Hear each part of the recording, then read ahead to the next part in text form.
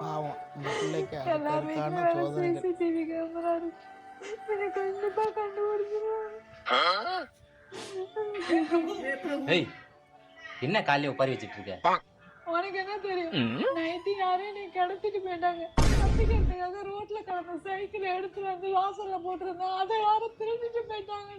ஏச்சே ஒழுங்கா சொல்லி அழுவாம. நேற்று நைட்டு இது கடத்திட்டு போயிட்டாங்களா? நேற்று நைட்டு கனவுல யாரும் கடத்திட்டு போயிட்டாங்க. அப்ப சைக்கிள் எடுத்து வந்தது சைக்கிள் காணும். கனவா? ஏய் ஒழுங்கா ஏஞ்சி போய் வேலையை பார்த்துரு. இன்னும் எதை கொண்டு வந்து அடிப்பனே தெரிய சொல்லிட்டேன்.